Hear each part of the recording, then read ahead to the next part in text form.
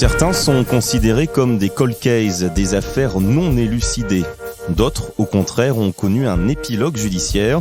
Leur point commun, tous ont eu comme décor une route, une autoroute, parfois même un simple parking. On les appelle les crimes de la route. Dans ce nouvel épisode, je vous propose de rouvrir une enquête qui aura mis 2 décennies avant de traduire un suspect en justice. Et celui-ci clame toujours son innocence. Je suis Thibaut Dinouel et aujourd'hui je vous raconte l'affaire Élodie Kulik. Nous sommes en janvier 2002, en Picardie, dans le nord de la France. Il est un peu plus de minuit quand les pompiers du département de la Somme reçoivent un appel. Oui, je vous écoute. Au bout du fil, une jeune femme, paniquée. L'appel est extrêmement rapide, il dure 26 secondes d'appel à l'aide avant de couper net. La jeune femme au bout du fil, c'est Élodie Kulik, une jeune banquière de 24 ans qui habite et qui travaille à Péronne, dans la Somme. Ce soir-là, le 10 janvier 2002, elle passe la soirée à Saint-Quentin avec un ami à 30 km de chez elle. Et c'est sur la route du retour, alors qu'elle est seule en voiture, que sa vie bascule. À cette heure-ci, au cœur de la nuit, la départementale 44 est peu fréquentée. C'est l'hiver, la chaussée est verglacée. Élodie Kulik roule à faible allure, mais à hauteur du village de Cartigny. Sa petite Peugeot 106 est victime d'une sortie de route. Elle fait des tonneaux avant de s'immobiliser dans le fossé. Mais voilà, l'accident s'est produit sur une ligne droite, étrange pour les enquêteurs, qui comprendront très vite que la jeune femme a été forcée à quitter la route. Dans un réflexe de survie, sans doute, Élodie Kulik parvient à attraper son téléphone pour joindre les secours. Un appel terrible, des pleurs, des hurlements, des cris, 26 secondes qui resteront donc les dernières traces de sa vie. Son corps, en partie brûlé, sera retrouvé le surlendemain dans une décharge agricole sur la commune de Tertry, à quelques kilomètres de là. Élodie Kulik a été étranglée, violée. C'est le début d'une pénible enquête qui mettra de longues années à aboutir.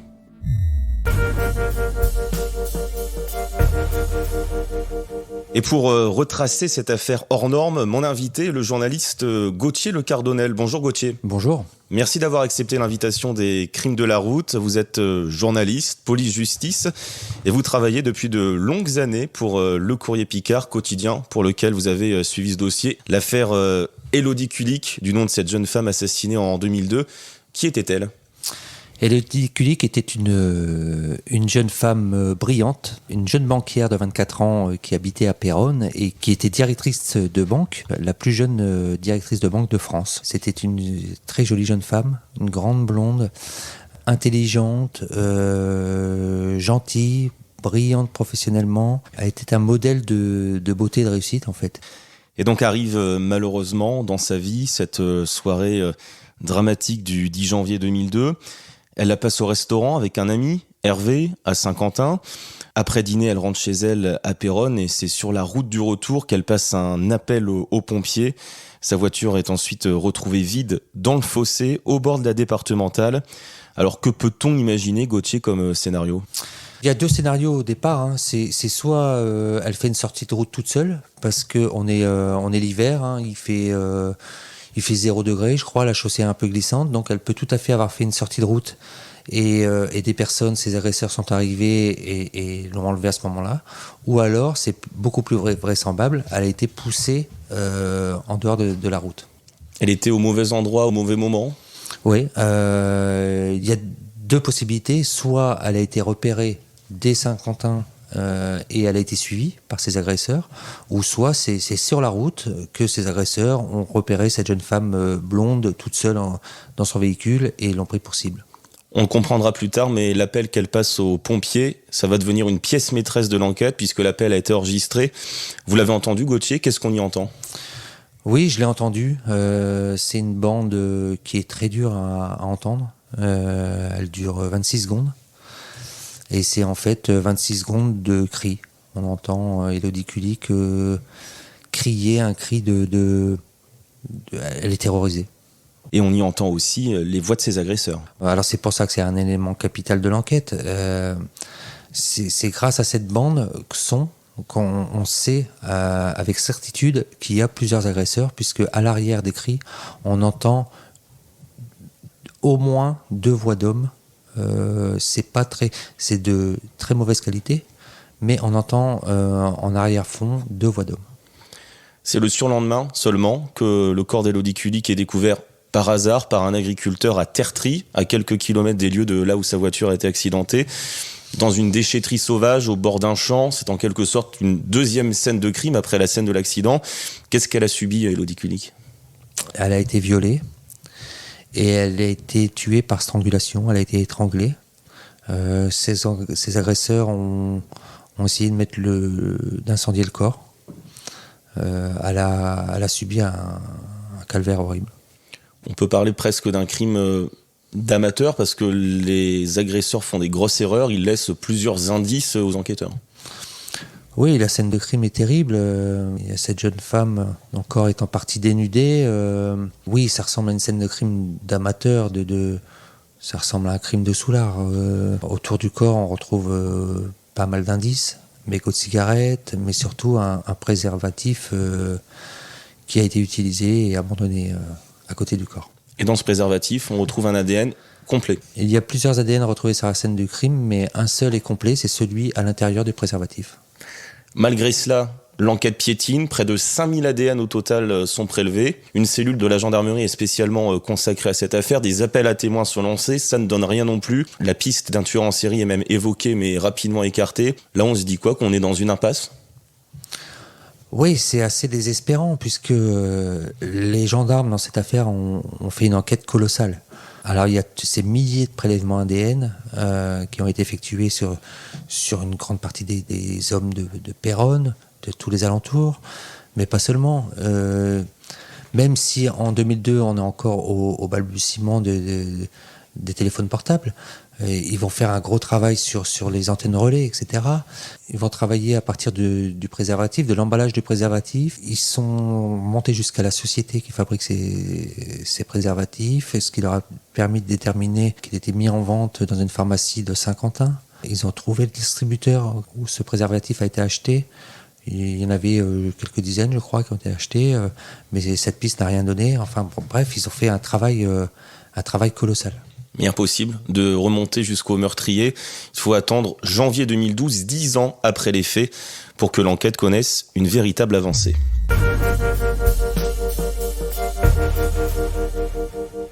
C'est l'arrivée d'un nouveau gendarme au sein de la cellule Kulik qui va tout changer. Il décide d'utiliser une nouvelle technique inédite en France pour faire parler l'ADN.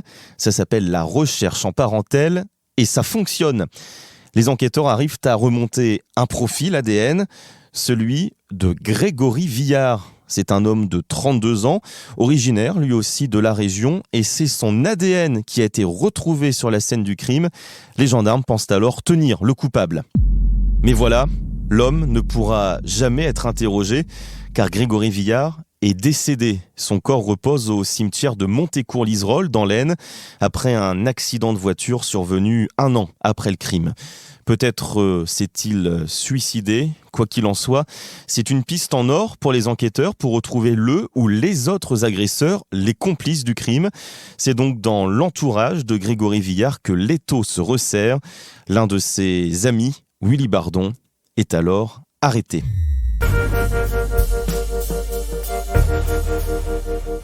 Gauthier Le Cardonnel, journaliste au Courrier Picard, Grégory Villard ne pourra jamais répondre de son acte, mais aujourd'hui on peut dire à 100% qu'il était sur la scène de crime, il est au moins le violeur de Élodie Kulik.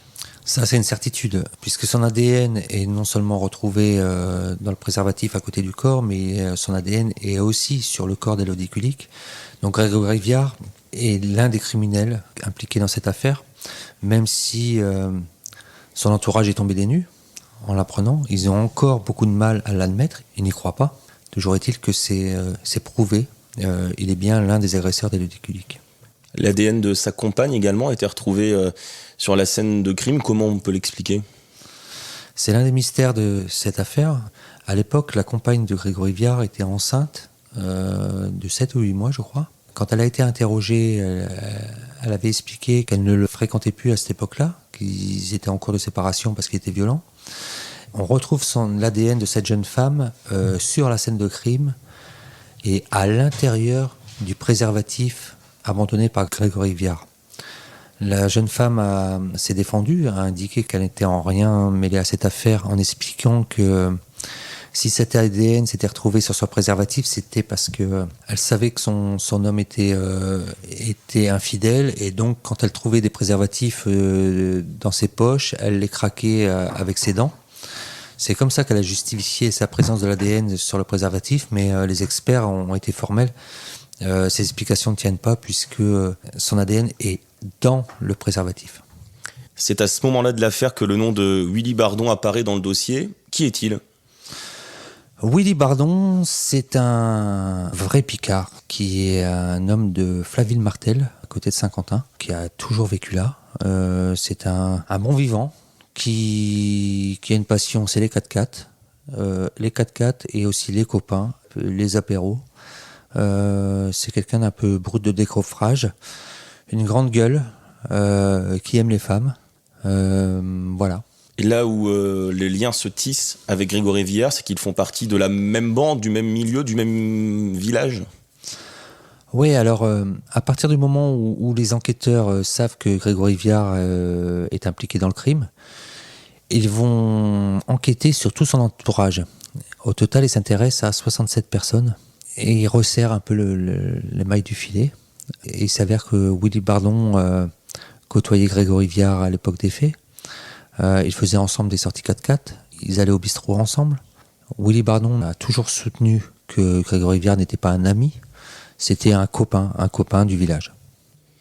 Là où les éléments se recoupent en leur défaveur, si je puis dire, c'est qu'en effet, ils font partie d'un club de 4x4, ce sont des conducteurs aguerris. Est-ce qu'ils n'auraient pas pu justement provoquer cet accident et pousser l'Audi Quilic à la faute ? C'est l'un des éléments qui oriente au départ la piste vers Willy Bardon. Il y a cet accident et l'Audi Quilic poussé dans le bas-côté, on se dit qu'un 4x4 ça pourrait bien aider pour faire ça.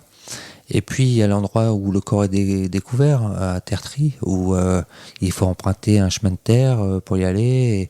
Et ce chemin de terre, il faut le connaître.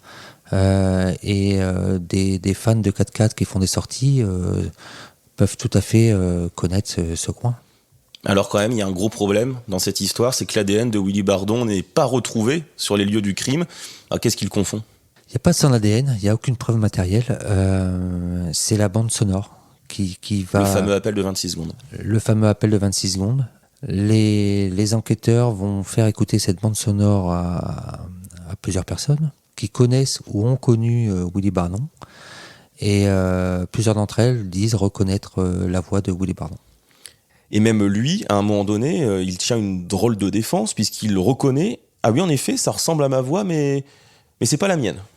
À un moment donné de sa garde à vue, Willy Bardon répond à un gendarme en disant quelque chose comme si vous dites que c'est ma voix, c'est ma voix. Ça a été pris comme des aveux, lui s'en défend totalement en disant qu'il répondait en disant que oui, si vous dites que c'est ma voix, mais c'est pas la mienne, enfin c'est pas moi. Et ce n'était pas des aveux. Pour lui, c'était pas des aveux. En janvier 2013, Willy Bardon est finalement incarcéré et mis en examen pour séquestration, enlèvement, viol en réunion et meurtre.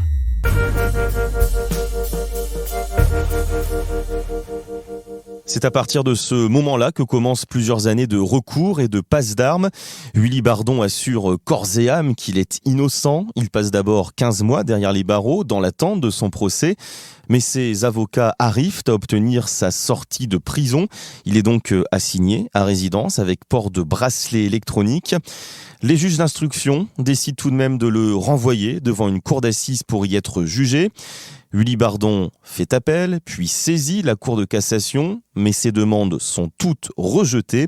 Et c'est finalement en novembre 2019, plus de 6 ans après son arrestation, que son procès s'ouvre devant la Cour d'assises de la Somme.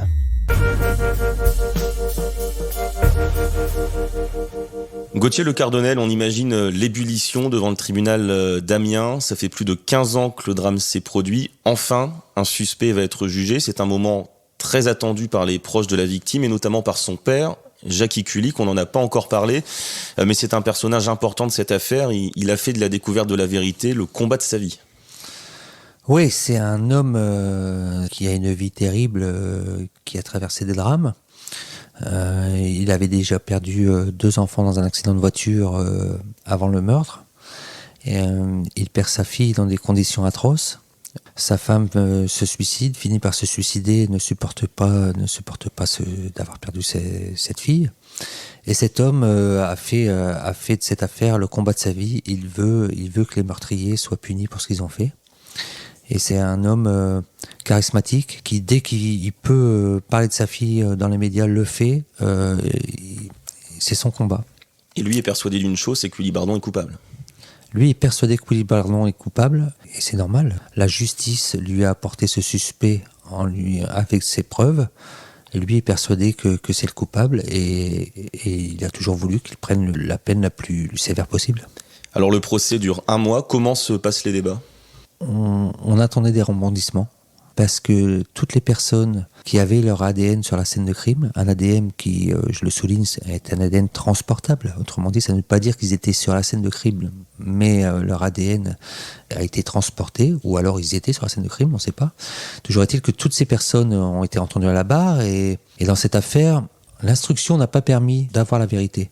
Donc, on espérait qu'au procès, des choses qui n'avaient pas été dites jusqu'alors soient révélées. On attendait un coup de théâtre et on a été déçus et il ne s'est rien passé.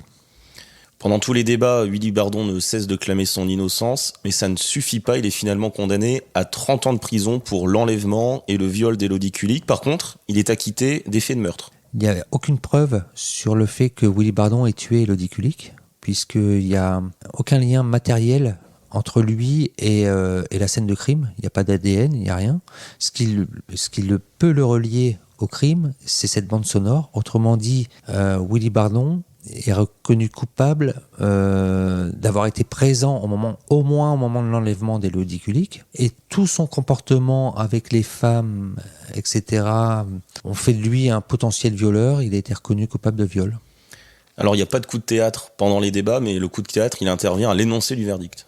Oui, à l'énoncé des verdicts. Moi, je suis là tout proche du box de l'accusé. Au moment où la présidente énonce ce verdict, c'est un peu particulier parce que, en temps habituel, quand un président prononce une peine criminelle, il s'adresse à l'accusé, il lui demande de se lever et lui annonce sa culpabilité, il lui annonce la sanction.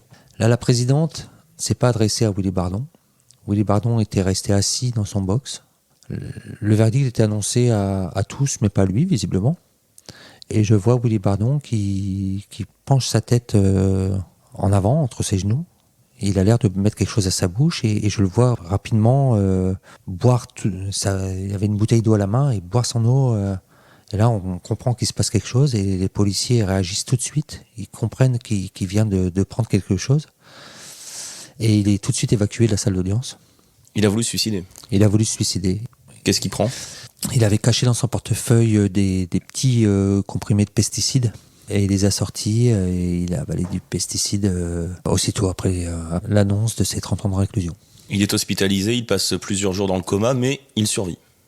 Oui, il a été pris en charge tout de suite. Il est resté hospitalisé, mais peu de temps. Comment on l'analyse, ce geste ? Il y a deux visions des choses. Lui et ses proches disent qu'il ne supportait pas se voir déclaré coupable de quelque chose qu'il n'avait pas commis.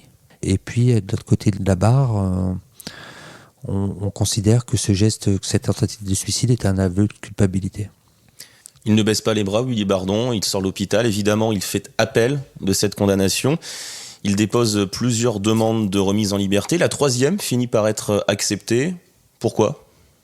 C'est une procédure normale dans les affaires criminelles. À partir du moment où Willy Bardon fait appel, il redevient présumé innocent. La détention provisoire ne se justifie pas pour lui. La justice a considéré que sa remise en liberté n'était pas un trouble à l'ordre public. Il ne présentait pas un caractère dangereux. Enfin, tout un tas de paramètres. Et voilà, il est remis en liberté.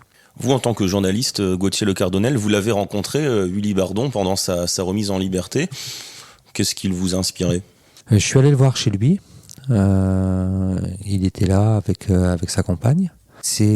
En apparence, c'est quelqu'un de tout à fait normal, une personne simple, qui s'exprime très simplement, qui parle sans réfléchir. Enfin, je veux dire, il ne mesure pas forcément l'impact de ses déclarations.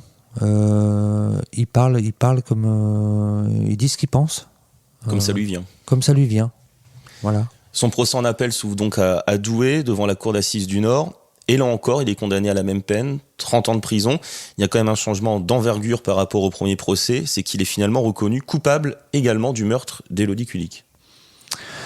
Oui, alors là, il est reconnu coupable pour l'ensemble, l'enlèvement, le viol et le meurtre. Tous les faits qui lui sont reprochés. Tous les faits qui lui sont reprochés.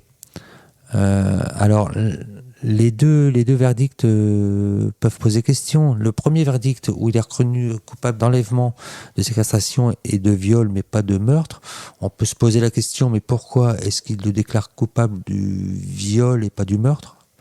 C'est pas très logique. Là, la cour d'appel rétablit un peu cette logique, puisqu'il est déclaré coupable et du viol et du meurtre. Mais là aussi, on peut se poser des questions. C'est qu'est-ce qui prouve qu'il a violé et tué Élodie Kulik ? C'est ce que disent ses avocats. Ils expliquent tout de suite leur intention de se pourvoir en cassation. Au moment où l'on enregistre ce podcast, Gauthier, nous sommes à la mi-mai 2022. Et le mois dernier, en avril, la demande de pourvoi a été officiellement déposée. Bon, qu'est-ce que ça veut dire concrètement ? C'est l'ultime recours ?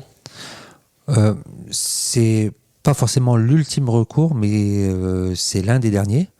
Ça veut dire que les avocats de la défense demandent à la plus haute juridiction française de casser le jugement qui a été rendu à Douai. La Cour de cassation ne se prononce pas sur le fond de l'affaire. Elle n'est pas là pour dire si Willy Bardon est coupable ou pas coupable. Elle est là pour dire si son procès, sur la forme, s'est bien déroulé ou pas. S'il y a eu un problème, le procès est annulé. Et ses avocats disent qu'il y a eu un problème. Ces avocats ont soulevé plusieurs problèmes. Là, c'est du droit pur, c'est très technique. Ils ont soulevé ces problèmes pour eux de droit, et c'est la Cour de cassation qui va examiner ça. Eh bien, on suivra les dernières péripéties de ce dossier grâce à vos articles dans le Courrier Picard. Merci Gauthier Le Cardonnel. Merci. C'est ainsi que s'achève ce nouvel épisode des Crimes de la route consacré à cette histoire qui n'a peut-être donc pas encore livré ses derniers secrets. Merci à vous de l'avoir suivi. Vous retrouvez d'autres épisodes et l'ensemble de nos podcasts sur le site internet Vinci Autoroute et sur l'appli Radio Vinci Autoroute. Une collection disponible également sur YouTube, Deezer, Spotify et Apple Podcasts.